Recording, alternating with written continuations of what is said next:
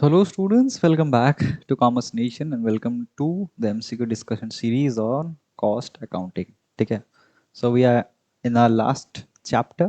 पहले के 6 chapters के MCQs हमने discuss कर लिया है हमने, and this is the last chapter that will be discussing the MCQs. Fine.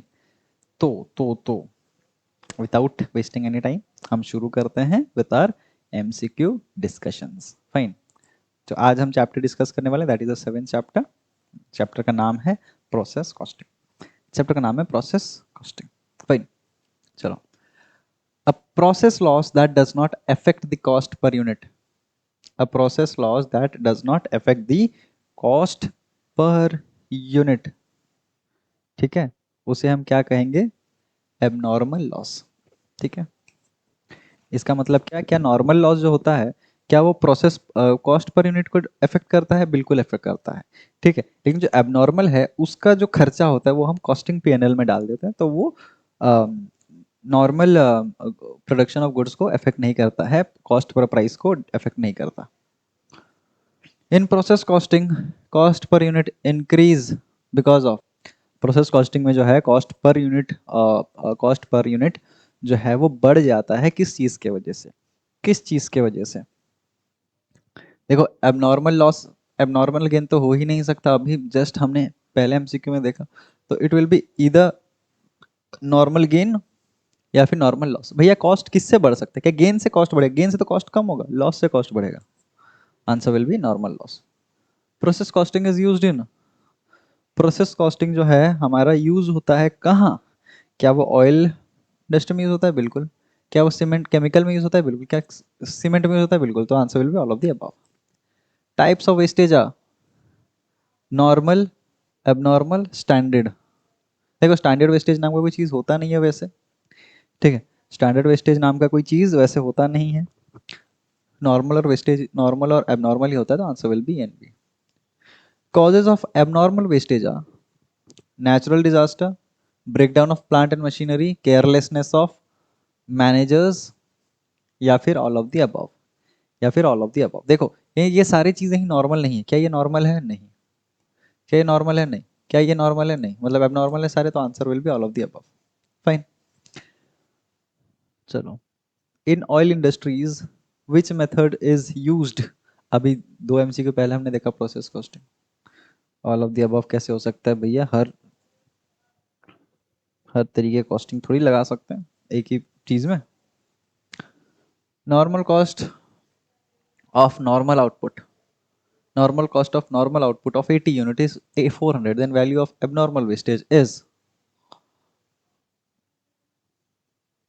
Normal cost of normal output of 80 units is 400. Then value of abnormal wastage of 5 units will be. कितना होना चाहिए? ठीक है, तो answer will B A. 5 multiplied by 5 that is 25. ठीक है, ये कहाँ से निकला?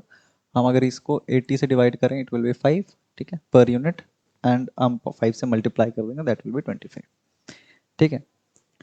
If normal output of x processes is 1000 unit and abnormal wastage is 20 units, then the actual output of process will be. Normal output जो है 1000 unit है, लेकिन एबनॉर्मल वेस्टेज हो गया है 20 यूनिट का. तो एक्चुअल आउटपुट हमारा कितना होगा? एक्चुअल आउटपुट हमारा कितना होगा?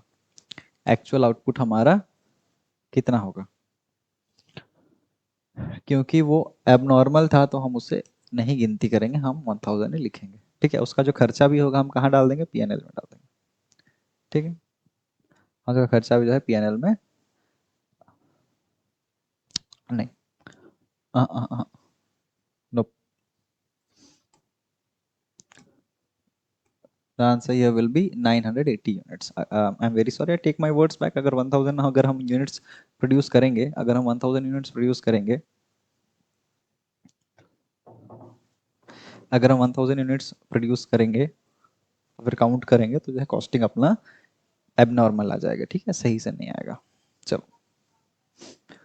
इन process accounting abnormal gain is written on the. देखो, यहाँ पे एक तो नो एंट्री हो ही नहीं सकता। Both side debts, oh my god, या तो क्रेडिट या फिर डेबिट ही होगा, answer will be debit side. ठीक है, ठीक है, चलो number 10। Number 10, in process accounting normal wastage is return on the, normal wastage return on the credit side. जो फालतू की चीजें हैं क्रेडिट में डाल दो, अच्छी चीजें हैं डेबिट में डाल दो। गेन है डेबिट में डाल दो, वेस्टेज है क्रेडिट में डाल दो, बीट नॉर्मल और एबनॉर्मल बोथ। ठीक है, चलो अब 11 पे चला जाए, 11 पे चला जाए। विच of the following item is not included in cost accounts, cost accounts में इनमें से कौन सा चीज़ जो है वो इंक्लूड नहीं होता है, वो इंक्लूड नहीं होता है। क्या इंटरेस्ट रिसीव्ड होता है? नहीं। क्या इंटरेस्ट स्टूडेंट डिवेंचर होता है? नहीं। तो क्या डिविडेंड पेड होता है? नहीं। Answer will be all of the above, all of the above.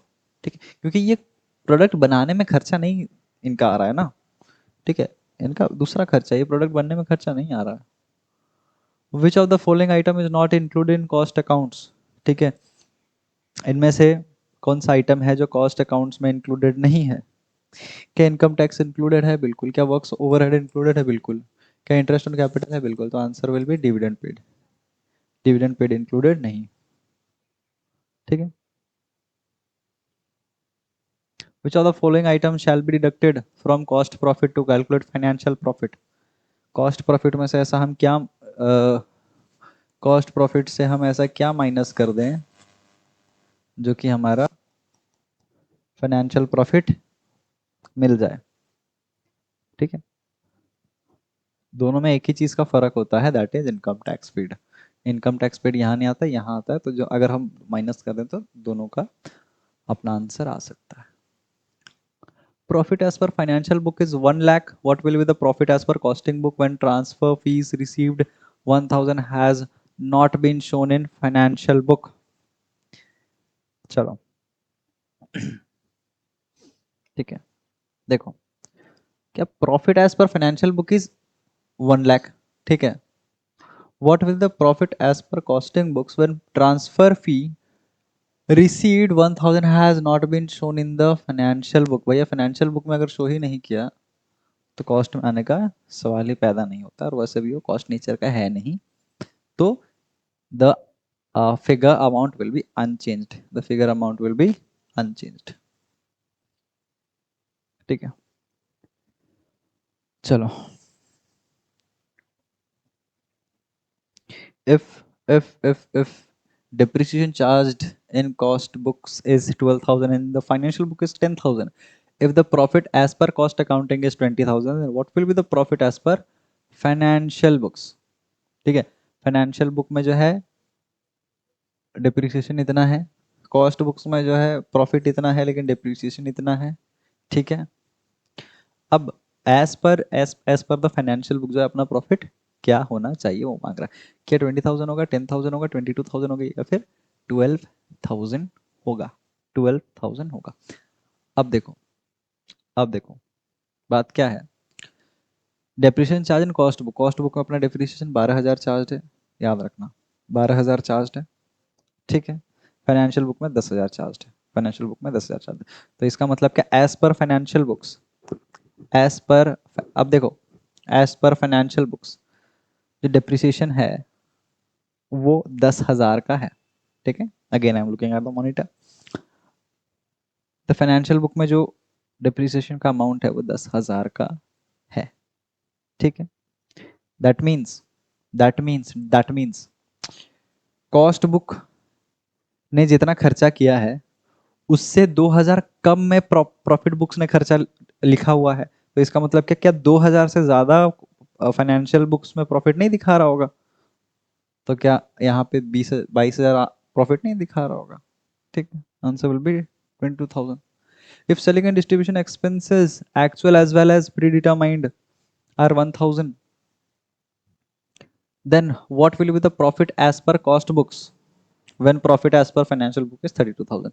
ठीक है, और एक बार देख लो, सेलिंग एंड डिस्ट्रीब्यूशन एक्सपेंसेस 1,000 है, ठीक है, तो profit as per cost books क्या होगा व्हेन फाइनेंशियल बुक में 32,000 है, जबकि फाइनेंशियल बुक्स में जो हमारा रिकॉर्ड है 32,000 का। ठीक है, तो अगेन हम पहले मानेंगे कि जो फाइनेंशियल प्रॉफिट है वो भी अपना कॉस्ट प्रॉफिट है। But but if selling and distribution expenses 1000 है, ठीक है, selling and distribution expenses actual and period में 1000 है, तो क्या हमें उसे कॉस्ट बुक से कम नहीं कर देना चाहिए? बिल्कुल कम कर देना चाहिए। तो answer will B 31,500। The answer will B 31,500। Profit as per cost accounts is 19,200. Is depreciation overcharged in cost accounts is 800, then what will be the profit as per cost financial accounts? देखो, इसका मतलब क्या, ये क्या बोल रहा है? इसका मतलब ये बोल रहा है कि भैया कॉस्ट बुक में 19,200 का डिप्रिसिएशन तो लगा हुआ है, लेकिन 800 ओवर चार्ज है।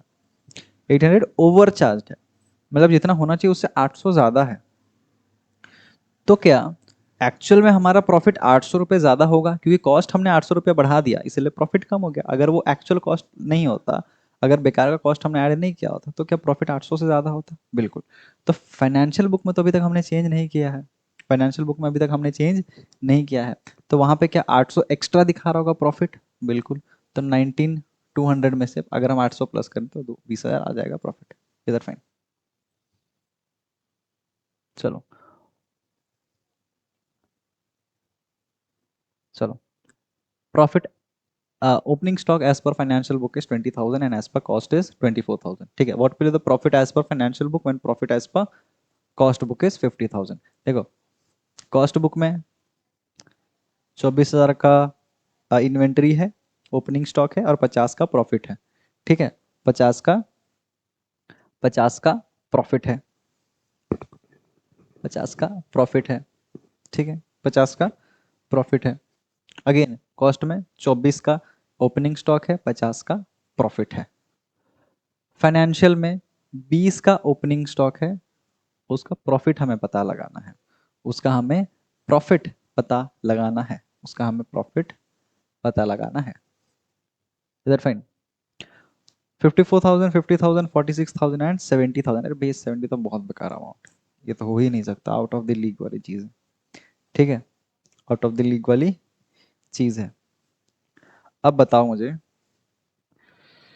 अगर ओपनिंग स्टॉक ज्यादा है हमारे लिए अच्छा है या बुरा है? ओपनिंग स्टॉक ज्यादा है तो हमारे लिए अच्छा है, ठीक है। ओपनिंग स्टॉक ज्यादा हो, क्लोजिंग स्टॉक कम हो तो हमारे लिए अच्छा है।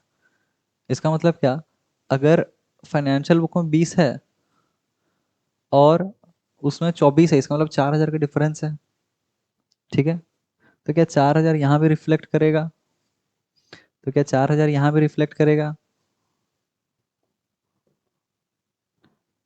बिल्कुल करेगा, ठीक है, बिल्कुल करेगा। फाइन। चलो, closing stock as per cost book is 27,750 and as per financial book is 27,000. What will be the profit as per cost book when profit as per financial book is 42,450? अब देखो, क्लोजिंग स्टॉक है cost book के अनुसार इतना है, ठीक है, और फाइनेंशियल बुक्स के अनुसार इतना है। दोनों में कितना का फर्क आ गया भैया? 750 का फर्क अभी से आ चुका है, ठीक है। What will be the profit as per cost books when profit as per financial book is 4250? Financial book के हिसाब से 4250 ये है, ठीक है। लास्ट वाले क्वेश्चन में हमने क्या किया था? फाइनेंशियल बुक का हमने वो बढ़ा दिया था, ठीक है, लेकिन वो ओपनिंग ओपनिंग स्टॉक था। क्या क्लोजिंग स्टॉक अपोजिट नेचर का है? तो अगर हम क्या फाइनेंशियल यहाँ करते तो घटा देते उसे? बिल्कुल घटा देते, ठीक है, बिल्कुल उसे घटा देते, बिल्कुल उसे घटा देते। लेकिन जस्ट बिकॉज क्योंकि ये अभी कॉस्ट अकाउंटिंग का मांग रहा है, कॉस्ट बुक्स का मांग रहा है, तो क्या हम उल्टा रिवर्स करेंगे वापस से? क्या फिर वापस से बढ़ा देंगे 750 रुपीज अगेन? तो इसमें हम 750 ऐड करके 43,200 कर देंगे, 43,200 कर देंगे, ठीक है। Profit as per cost books is 70,000. Profit as per cost book is 70,000. If 5,000 of interest on debenture has not been shown in financial books, ठीक है। चलो, कॉस्ट बुक में प्रॉफिट है 70,000 का। अगर 5,000 ऑफ इंटरेस्ट और debenture has not been shown in financial book, then what will be the profit as per financial book? As per financial book, ठीक है। अब देखो, क्या कॉस्ट बुक में वो चीज आया होगा कि इंटरेस्ट और डिवेंचर? नहीं आया होगा, कॉस्ट का पार्ट ही नहीं है, ठीक है।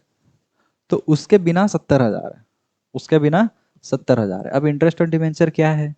क्या हमारे लिए खर्चा है? खर्चा हमने रिकॉर्ड नहीं किया था, अब रिकॉर्ड करेंगे तो प्रॉफिट जो है कम हो जाएगा, प्रॉफिट जो है वो कम हो जाएगा। ठीक है, what will the profit as per financial books? तो क्या 5,000 से कम हो जाना चाहिए? तो क्या 5,000 से कम हो जाना चाहिए? यस। ठीक है, 5,000 से कम हो जाना चाहिए, 5,000 से अपना कम हो जाना चाहिए। Answer will be 65। Is that fine? Is that fine? Is that fine? चलो, this was all for, so this was all for your chapter 7। Chapter 7 में इतने ही इंपॉर्टेंट एमसीक्यूज हैं। Fine. I would say again please go and revise yourself. आप खुद से भी revise करें, खुद से भी पढ़ें, सिर्फ सेशंस के भरोसे नहीं रहें। आप अपने नोट से पढ़ें, बुक से पढ़ें, जो आपके पास बुक्स गई होंगी। ठीक है, and be very well prepared for your semester exams. Is that fine? So anyways, keep studying, keep preparing well, and we wish you all the very best for your exams. Okay, and on that note, goodbye and